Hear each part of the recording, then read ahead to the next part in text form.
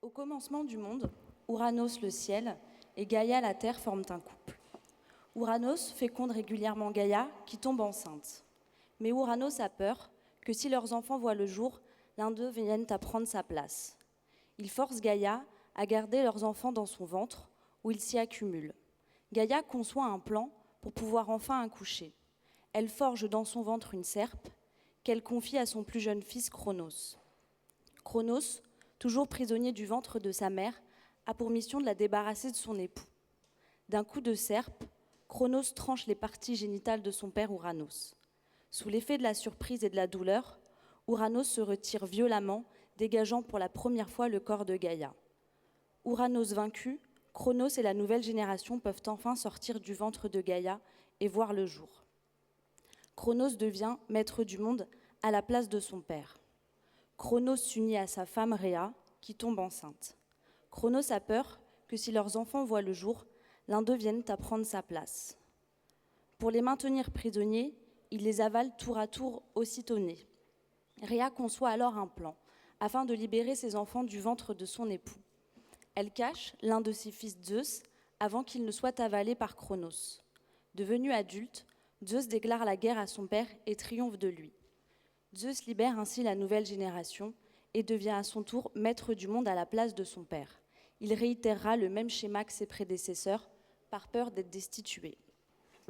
Y a-t-il donc un complot des anciennes générations contre les nouvelles générations ? Je ne pense pas, non, qu'il y ait un syndicat des anciennes générations qui secrètement se réunissent pour saboter les nouvelles générations. Ce que je pense, c'est que l'arrivée des nouvelles générations est déstabilisant, c'est un bouleversement. Si Ouranos, Chronos et Zeus ne veulent pas nuire directement aux prochaines générations, ils ne veulent pas perdre leur place et leur monde. S'il y a une dimension despotique dans cette histoire, il y a certainement aussi beaucoup de peur. J'ai 24 ans et j'ai pu entendre beaucoup de choses se dire sur ma génération, qu'on était une génération plus violente, qu'on devait être sourd à cause de nos MP3, qu'on était déconnecté des réalités parce qu'on était surconnecté à nos machines, qu'on ne respectait plus nos aînés, que nous n'étions pas très civilisés, très consommateurs. Et finalement, c'était le regard de nos aînés sur notre génération. Je dois dire que je la trouvais très injuste parce que personnellement, ce n'était pas ce que je pensais de ma génération et ce n'était pas ce que je constatais autour de moi. Je trouvais ma génération adaptée, avec un fort potentiel, respectueuse de ceux qui les respectaient et surtout volontaire.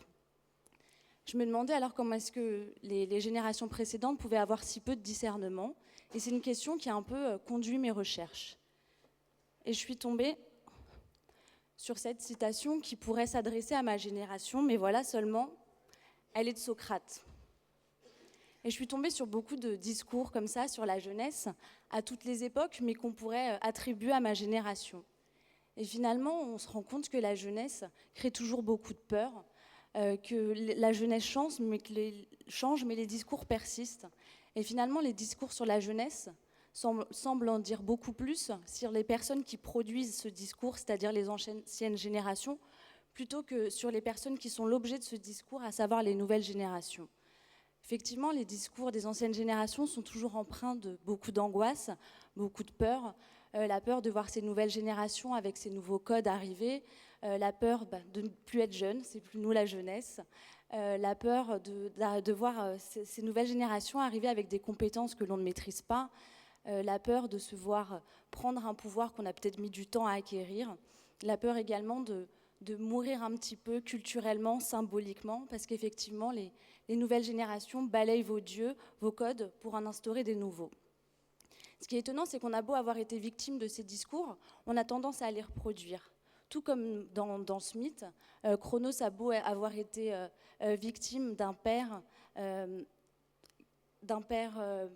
trop dominant, il réitère exactement le même comportement à l'égard de son fils Zeus. Il y a un certain ancrage, un certain réflexe, et les victimes peuvent devenir des bourreaux, tel père, tel fils. On peut être révolutionnaire et devenir par la suite réactionnaire, et peut-être même qu'on a plus de chances de le devenir. On sait ce qui peut nous attendre. Ce mythe nous apprend beaucoup sur la psychologie humaine, dont nous pouvons tirer des leçons. Je trouve que ce mythe trouve une résonance particulière dans notre sphère politique. Effectivement, parlons de la place qui est faite aux jeunes, ou plutôt de la place qui n'est pas faite aux jeunes. La jeunesse est absente thématiquement, elle ne possède pas de véritable ministère de la jeunesse. C'est une question qui va être saupoudrée au gré des thèmes, mais nous n'avons pas de véritable politique de la jeunesse. Par ailleurs, elle est absente physiquement, et c'est notamment à cause du cumul des mandats, qui est une véritable captation du pouvoir politique par une classe d'âge. Et si son intention n'est pas de nuire aux nouvelles générations, elle n'est pas capable en tout cas de renoncer à ses privilèges et à ses positions. Et on peut se demander, est-ce que le mythe de Chronos, est-ce que Chronos ne planerait pas sur notre sphère politique et peut-être même plus largement sur notre culture ?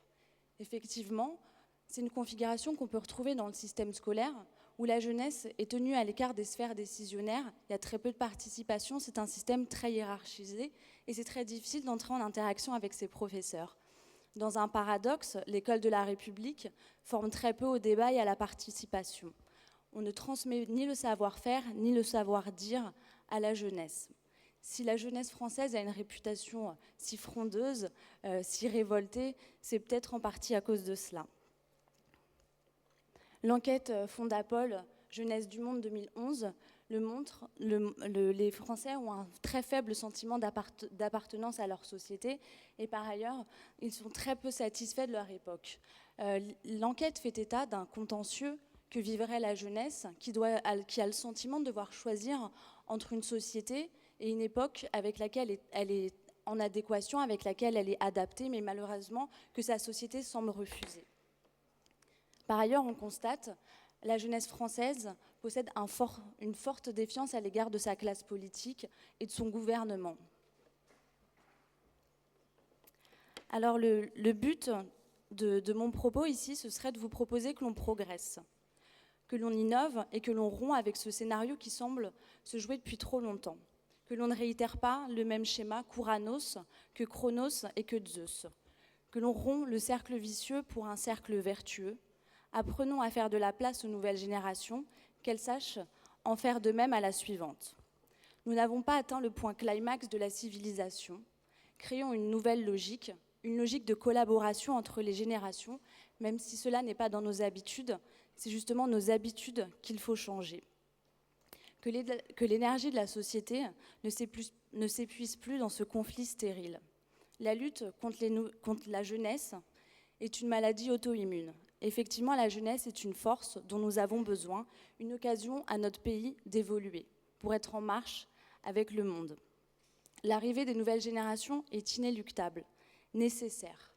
Nous devons donc apprendre à optimiser, à tirer le meilleur de cette situation.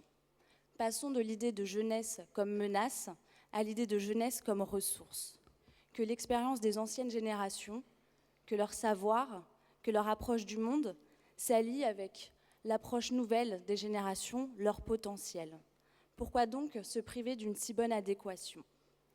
Il faut, pour cela, lutter contre cet instinct, cette tendance consciente ou inconsciente, de retarder l'arrivée, d'entraver l'établissement des nouvelles générations.